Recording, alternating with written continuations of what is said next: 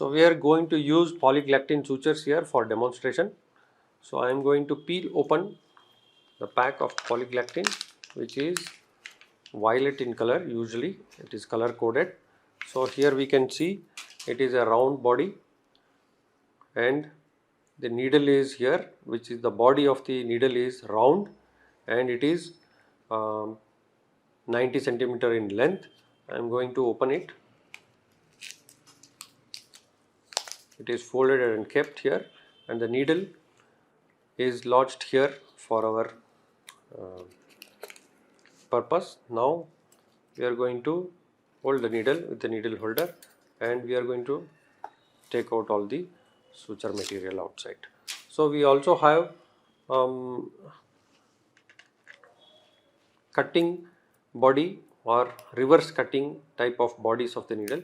So if we cut the body of the needle here, it will be round in shape. So it is called round bodied needle. So otherwise the needle is same of all along the things, all other parts like tip and body and the eye part. So it is eyeless needle. We used to have earlier a eyed needle. Now also some suture materials cannot come prepared, so they will have a eye through which we have to uh, thread the needle. So here it is pre-threaded and it is ready-made. It is delayed absorbable suture material, polyglactin. We are going to go for suturing. So how to hold a needle? How to hold a needle holder? Needle holder is held with right hand if you are right handed, left hand if it's left handed. So we are going to put the distal phalanx of the thumb and ring finger into the rings, and middle finger will come here to support the instrument and index finger will come here to guide the needle holder and drive it wherever we want to drive it. So it has a ratchet to hold. So we are pressing it, the ratchet is getting locked. When we are removing it, the thumb part will give some mild pressure towards outside of the ratchet so that it slips out. So this is locking, unlocking, locking, unlocking. So that's how we are going to hold the needle holder. Now we have to load the needle to the needle holder, onto the needle holder. So here the half circle of the needle is there. So we are going to hold at 2/3, 1/3 junction. So it is somewhere here. So we are going to hold with the 2/3, 1/3 of the needle and 2/3, 1/3 of the needle holder also. Distal 1/3 and proximal 2/3 of the needle, distal 2/3 and proximal 1/3 of the needle. So we are going to hold it perpendicular to the needle holder, perpendicular to the needle holder. So this is the way needle is loaded, and in the initial part when we are not very confident about holding the instrument in this way, we can always lock it and use it with our full hands so that the suturing is more easy.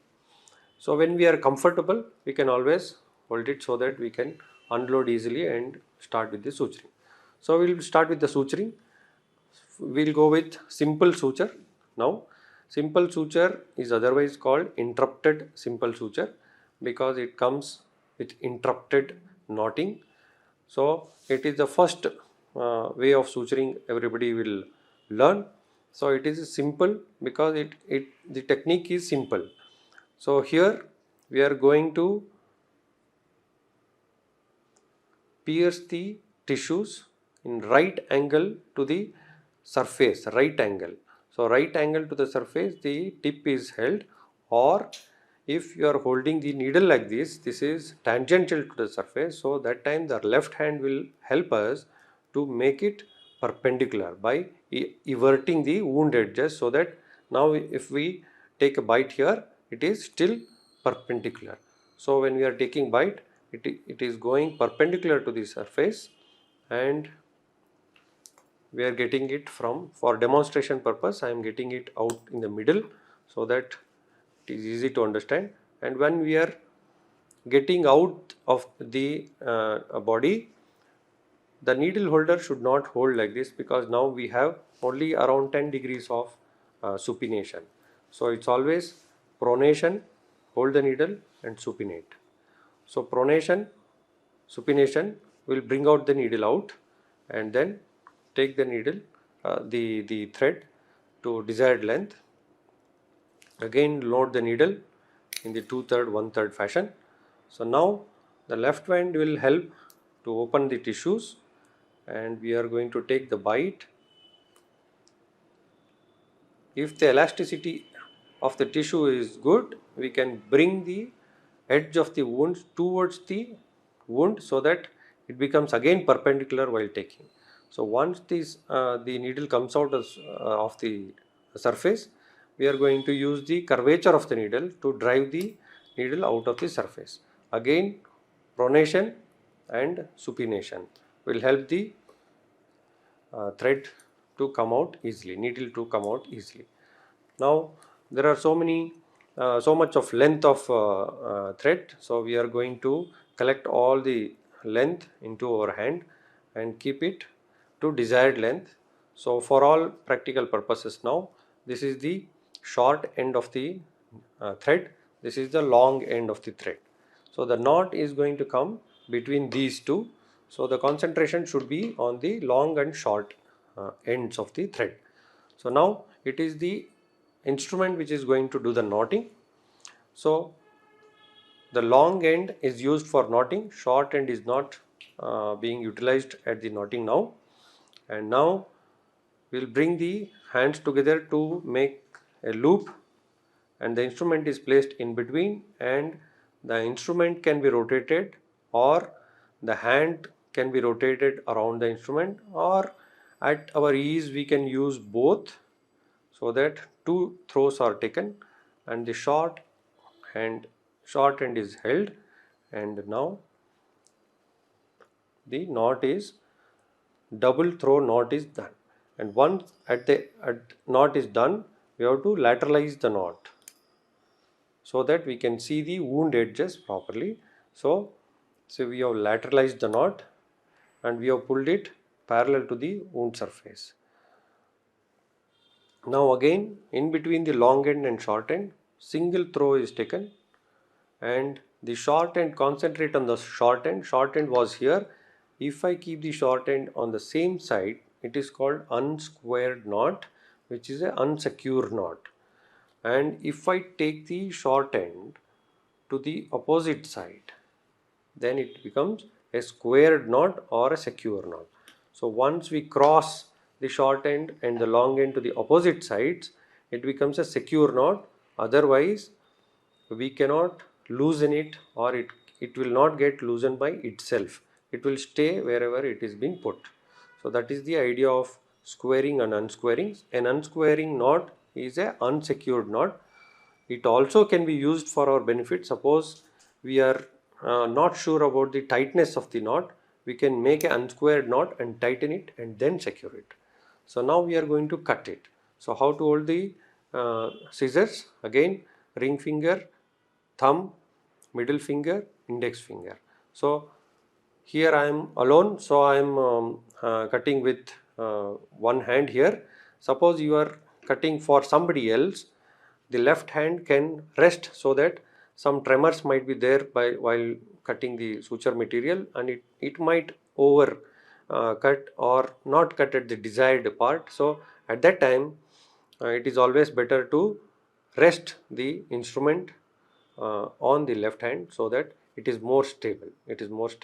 Suppose you are not having the liberty of using the left hand, or like you are doing alone like what I am doing now, you can always use the little finger, which we have not used for the right hand, to rest on the surface, so that the aerial tremors of the instrument is reduced, so that it gets grounded. And then we are going to cut with half centimeter out, and we are going to use the tip of the scissors and just give a little bit of twist so that we can see the knot and we are sure that we are not cutting the knot, and we'll just give a small cut. And that's how a suture is cut and a simple interrupted suture is made. So the same suture, if it is, I am putting a knot here, if it is continuously made it becomes continuous suture. So now I am cutting, again putting another simple suture. That's why it is called simple interrupted sutures. So we will go ahead with the next suture, that is mattress suture. Mattress suture is of two varieties. One is vertical mattress, another is horizontal mattress. So the commonly used surface suturing is vertical mattress. So vertical mattress come in the direction which is perpendicular to the wound edges, the line. Horizontal mattress come in this direction, which is horizontal or parallel to the wound edges. Okay, so we are going to use a vertical mattress here. So again, it is 0.5 centimeter away from the wound edges which I have taken. Here we are going to go little far, preferably 1 centimeter, and that first bite will be a deep bite. That means which is going to subcutaneous tissue also. Subcutaneous tissue also. We can take both sides at the same time. For demonstration purpose, I am bringing it out of the wound edges, in the middle of the wound edge, and then taking the second bite. Again same distance from the first bite. First bite I have approximately taken 1 centimeter away. So we are going to take the same 1 centimeter away bite, means we are going to exit at 1 centimeter away from the wound edge. So again pronate, supinate and pull the thread. So now this is a simple bite which we have taken. Now we are going to reverse the needle in this direction. This, what I showed was utilizing the curvature. Like I took out the needle like this and I used the curvature of the needle to change the direction into desired direction.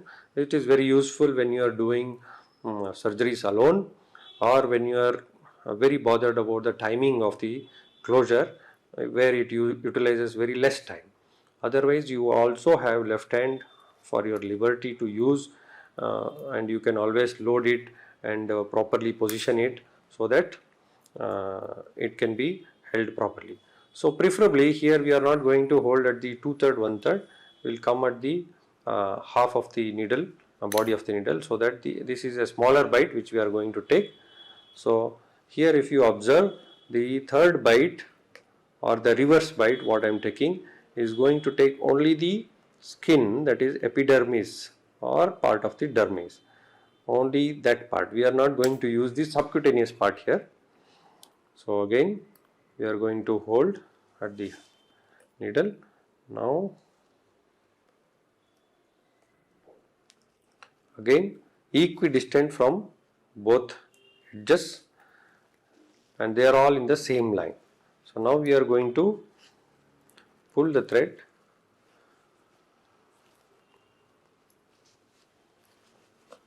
to the desired amount of length which we want to knot it.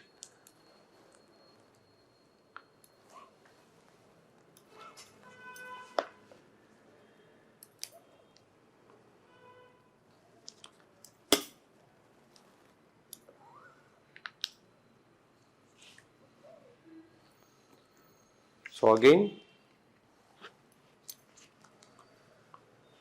I will be little meticulous and slow for demonstration. You need not keep all the instruments on the table and do all those things, but anyway for demonstration purpose I am keeping all the things. It's better to avoid holding the needle in the palm. So always leave the needle hanging from outside so that it is more safer for you. And now again we have short end and the long end. Now again we are going to knot it similar way what we described for simple sutures. So again, instead of here there is no wound to come over it, so we are going to lateralize directly, and again unsecured knot here. I am going to make it secure and I am going to cut it. So this becomes a vertical mattress sutures. You can appreciate here, if you observe the edge of the wounds, there are possibility when you put a simple suture because of edema and bleeding, whatever reasons, there are chances that simple suture can, the wound edges in the simple suture can become inverted. The skin edges can become inverted. In the mattress suture, the inversion will never happen because we have taken only the epidermis part here or the part of the dermis, so it is always in opposition. And how much ever tight the knot is tightened, this is going to evert only and never get inverted. So when we do the skin suturing, our idea is to evert the skin edges and keep it in approximation, not the inversion, which might hamper the cosmesis and increase the infection rates of the skin suturing. So that's what is the idea of doing a vertical mattress suture. The same suture, if it is taken in a horizontal way, that becomes a horizontal mattress, which is not commonly used, but for demonstration purpose I am going to demonstrate here. So I am going to take a bite and I am on the middle. I am going to continue and take equidistant from the wound edges. Again pronate, supinate.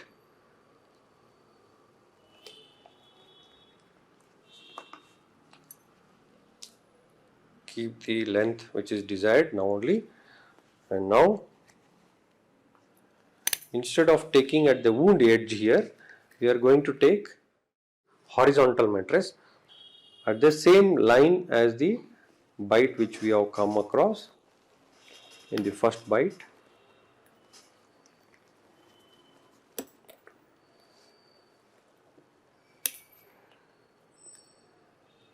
We are going to exit at the same equidistant manner like how we came inside. So here there is no pronation, it is supination because it's the other side of the wound.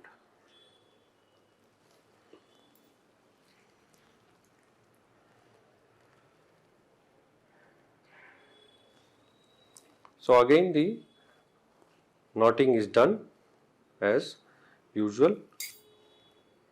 It's very important while doing the knotting,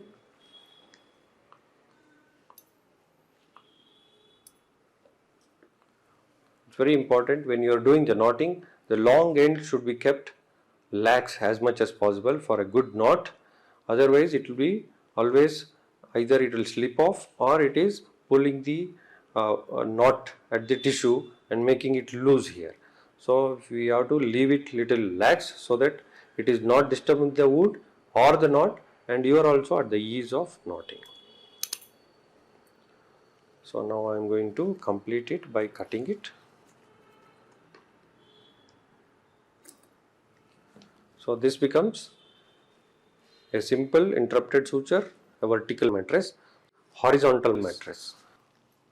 So next we are going to see what is subcuticular sutures.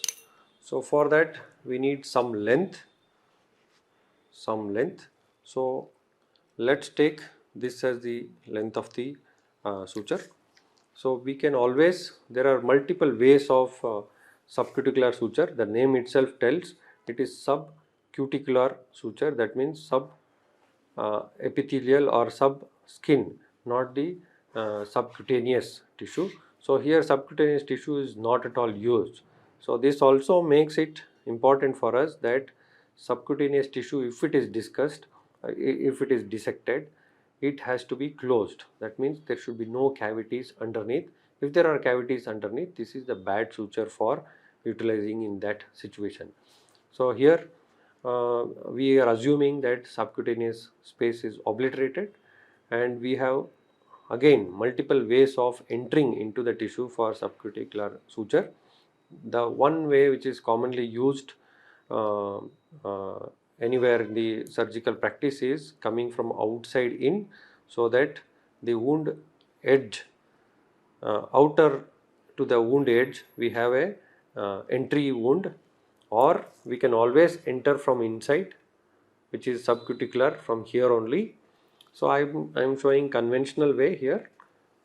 So we are going to enter from outside the wound to the wound, to the middle of the wound. So we have come here. So now this part is going to get knotted, or we can keep it hooked to an artery forceps or any of such instrument which can be used later for knotting over the gauze piece, or a cotton ball with a gauze piece, so that it will have some compression, or we can terminate it by using a knot here. So for now we are not going to use that. So now if you observe, I am just opening the wound edge, and the pink part, otherwise supposedly understood as skin part, is everted, and I am going to take a parallel bite under the skin. I am not coming out of the skin or wound here, and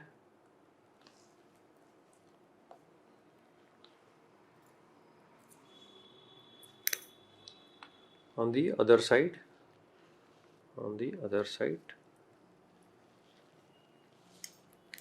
So some parts I am using to show in the video better, so that here I am not going to use the thumb forceps for demonstration.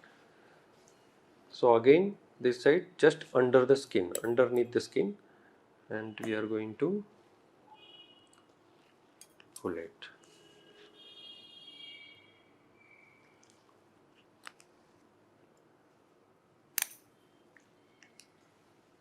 Again under the skin, subcuticular, under the skin. What are the advantages of subcuticular? This does not cause cross-hatching scars, which are commonly caused while doing a simple suture or a interrupted suture. And at the same time, you should utilize a absorbable suture material, so that there is no need for removing the sutures. If you are planning to remove the sutures, or if you have any idea that it might get infected, this is not the suture you are going to use. And having told it is a cosmetic suture, obviously this is more used when you are using sutures on head and neck and some exposed part of the body where you don't want more scars.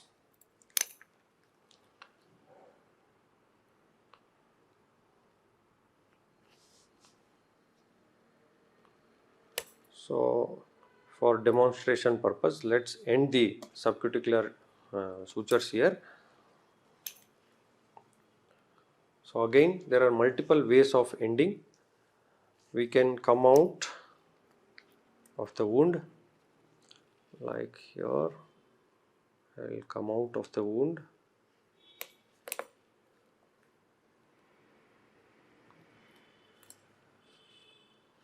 Taking that as the edge of the wound. So we have come out. Now we can utilize these ends and put a gauze piece over this and tie the ends over the gauze piece, so that the knot will compress the tissues and keep it in compression, so that there is no hematoma or seroma formation in the wound. Or we can always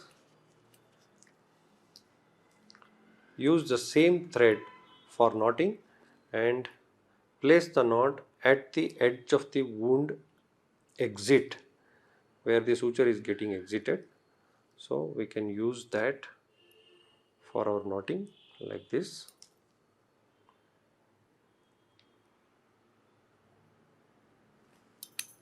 And we will leave a short end here and cut it. So this will become a subcuticular suture, and which will dissolve by itself. Or if we are planning to open it for any purpose, we can always hold this and cut the knot at this part and remove it fully.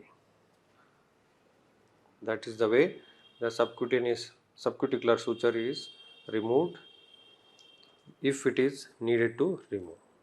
So that becomes a subcuticular suture. So for other practical purpose, I am going to demonstrate a small wound edge suture. So if you are suturing a wound which is of lacerated variety or which has multiple directions, like this wound has one this direction, another this direction, so keeping it two edges here, because these edges lack blood supply, relatively it is lesser blood supply here because it might have cut this way or this way. This is supposed to be at the risk of wound necrosis or skin necrosis or edge necrosis, it is as it is called. So here what we are going to do is, there are two edges and one non-cut edge. So we are going to take bite which is from one side, and preferably it is taken after closing the cavities. So it is not deep here, and we are going to take a bite which is simple bite here and a half vertical mattress at the edge of the wound. Half vertical mattress at the edge of the wound which is going parallel. It is like a subcuticular stitch here, subcuticular stitch. We are going to take it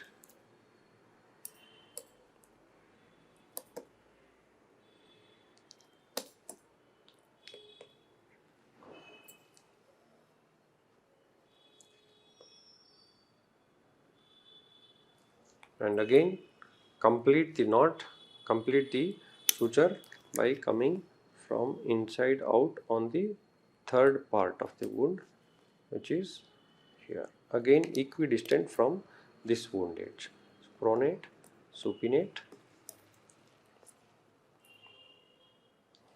So now we are going to close this wound in the manner which was used for all suturing purposes, so that it comes over the wound and lateralize.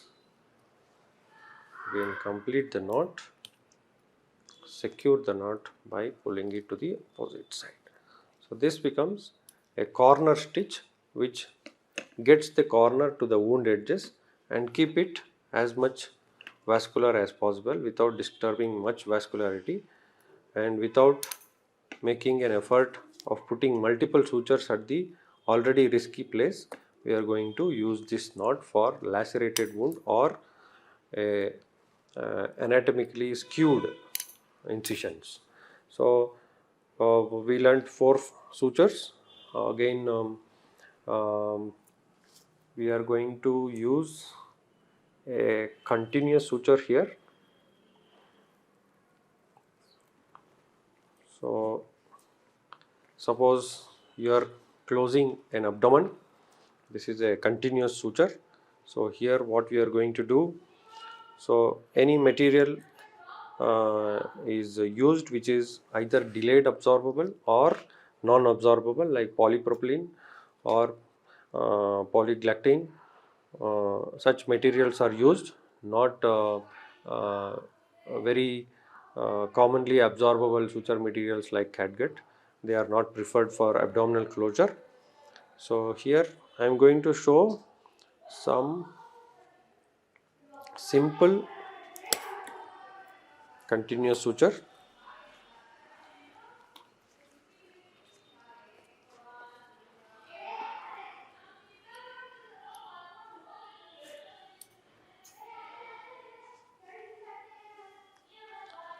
So here we are going to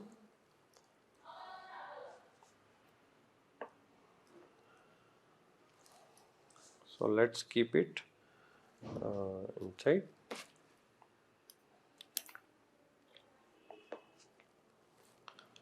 So instead of cutting, if you are continuously putting, that becomes a continuous suture, like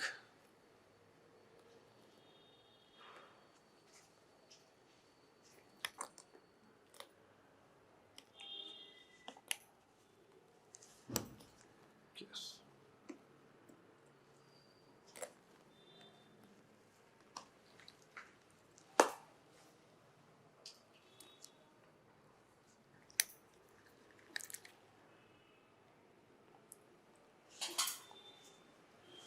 So usually continuous sutures are not used very regularly on the surfaces, very rarely used. This is the continuous suture we are using here for demonstration purpose.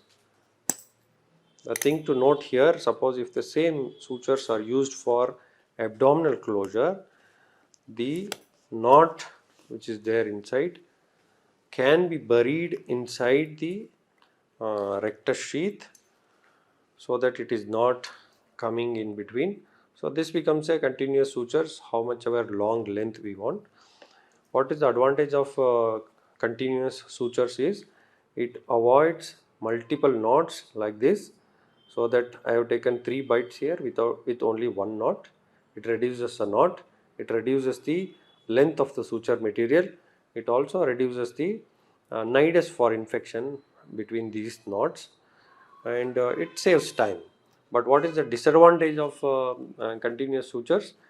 Disadvantage of continuous sutures is if anywhere the knot is too tight, the whole wound is under tension. Anywhere if the knot is little loose, the whole wound is loose and might not be in approximation. And anywhere if the suture material is damaged, the whole wound gets open. Or if for any God forbid reason, if we want to take out one suture, we have to take the whole suture out, because if it is multiple sutures, we can take one suture which is at risk, which we want. In continuous suture, we cannot take one part of the wound sutures out, we need to take the whole sutures out. So that is a disadvantage. At the same time,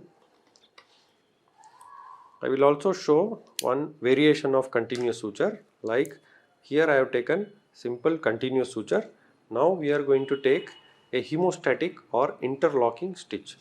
So here, instead of going here, I just made the suture material outside, so that I am going to take the suture material inside the suture material, the loop, so it becomes automatically the locking. Or you can always take a bite.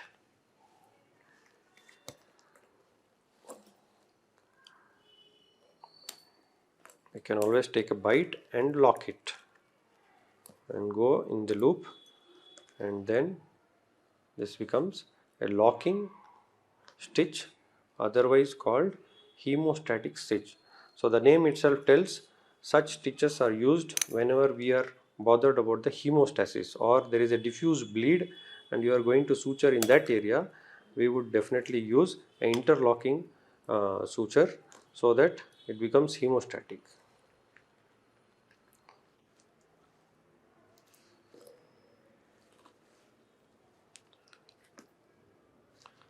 So this is how the hemostatic stitch will go on continuing if we continue.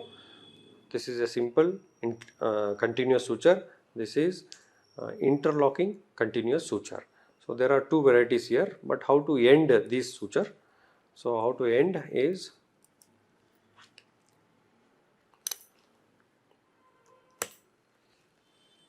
last bite will be taken,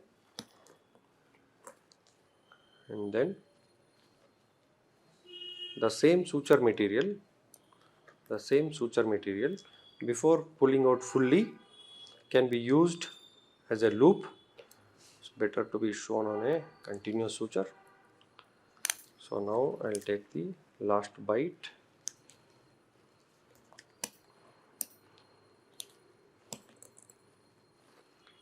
So before pulling out fully, we can use this loop as a short end and this as a long end, and now we are going to take the bite to the short end Now this loop, whole loop became shortened, and the long end is the suture material with the needle. So we are going to complete the suturing like that, and again cut it at the desired length. What is the length of the suture material to be left remains humorous and controversial.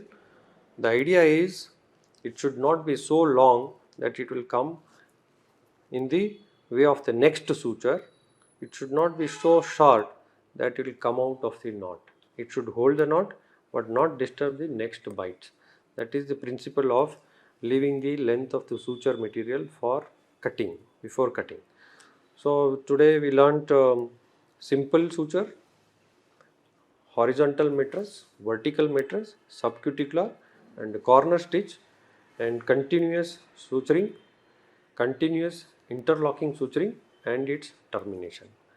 So these are the common suturing techniques which are used in general surgery, in general surgical practice, either in emergency and elective situations. So we will have some hand knots for usage inside the abdomen and such things. So we'll go to hand knots. Thank you.